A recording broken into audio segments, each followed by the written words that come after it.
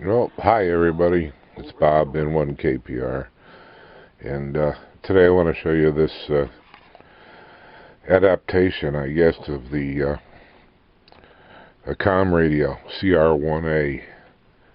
I chose this little thing because the A version has the ability to do IQ outputs, so you can run it into your computer and do all the little command and control and spectrum evaluation with the A version. CR1 did not have that. So today we're just ringing it out. We're doing some final tweaks. I decided to mount this thing into a 1U rack chassis, so it would be not only just a portable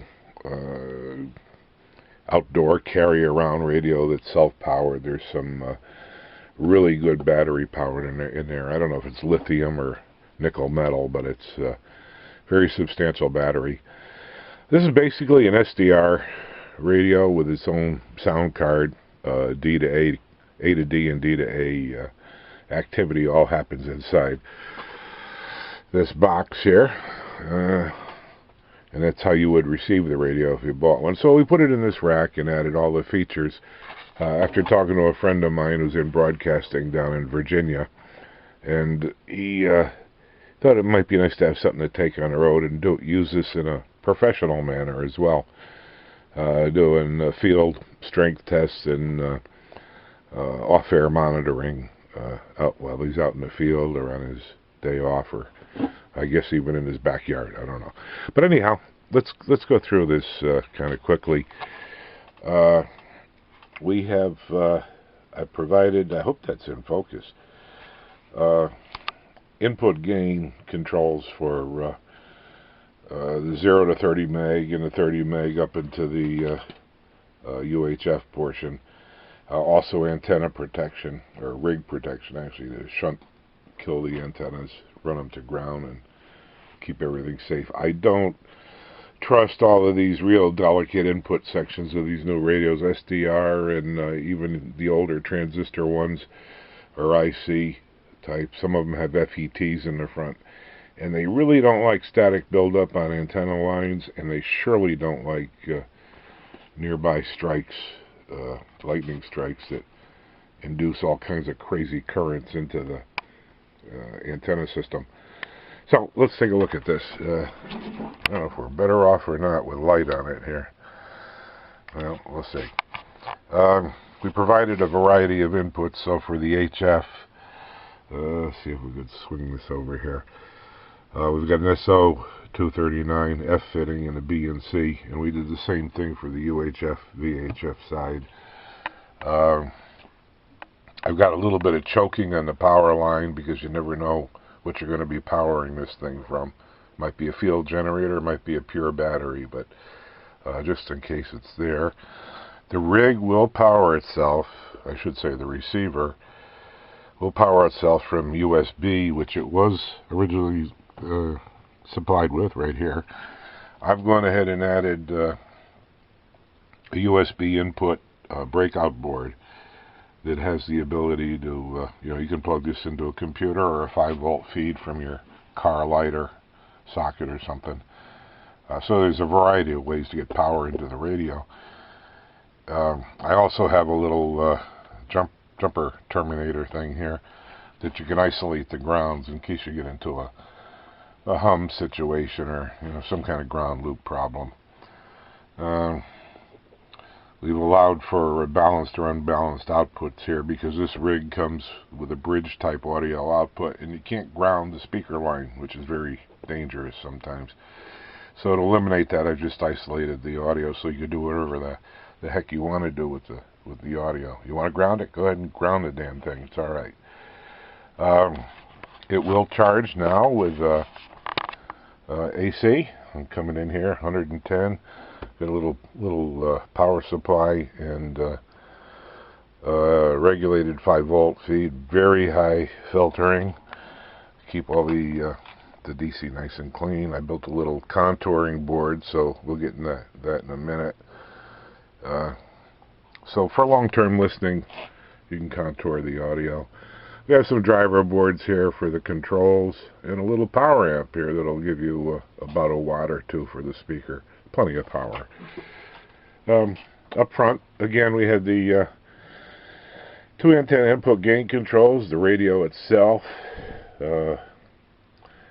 low pass and high pass, so you can, make the audio sound nice if you're going to be listening for a long time out in the backyard. Or I actually found that the high filter is very good if you have a lot of hash coming in on the signal, coming down the antenna line, and it's pretty effective in knocking off hash above 5 kilohertz, which is the usable upper part for AM anyhow. Line feed, this is interesting because I've got it calibrated. I don't know if you can see it, this hash mark at 0 dB. See if the camera will focus, maybe not, I don't know.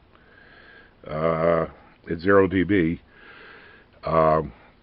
is exactly 0 dB. At the line output here, on the back, this is the speaker, and this is line output. This is for monitoring, this is for feeding other things. A recorder, or a data thing, a computer, or transmitting it, sending it back to the studio if you wanted to. That will be, when you're here, that will be 0 dB or 0.7 volts on a 600 ohm line. Monitoring internal speaker, which is built into the case here. We made it so you can unplug it. Power, another interesting thing. You run it from the line, as I am now, or you can switch it off here. The right is already doing it in Europe. All these, let me shut that down. All the ancillary controls go out of the circuit when you go to, you see down here, emergency power. That means you're running from the battery in the radio, and all you're getting is a direct speaker feed out or to your headphones, and you're saving all this energy here. You're not using anything up there. And of course, power line switch. Shut everything down. So that's pretty much it. We can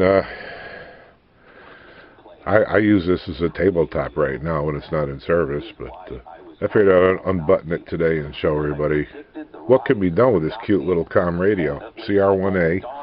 They're about $500 or something, I don't know. But very nice little radio. It's easy to, very intuitive to learn. All these very basic menu tables here.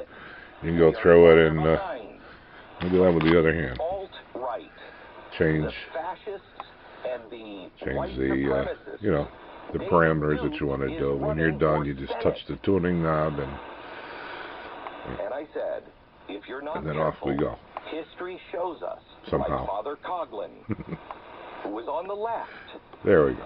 History shows us that man always will and right now we're on a local broadcaster here. I may, and I was beginning to put in some shielded area here. I may actually put in a HF and VHF UHF preamp. I don't think it's necessary. I really don't. But I may do it just for the prototype, for giggles and so on. Which would mean these shunt switches then would become enable or inhibit for the preamps. But the nice thing about having a preamp up front in the head end is that if there's any problem with lightning strikes or any of that, you lose a transistor or an IC or something in the preamp, but it stops everything from usually, hopefully, from getting into the radio. I think we covered it. That's pretty much this whole mess here. Again, any antenna input you could possibly need to do, F, B, and C, or SL239. Common ground if you want to drive a stake in the ground or run to a water pipe because you're having problems with common mode or something, I don't know.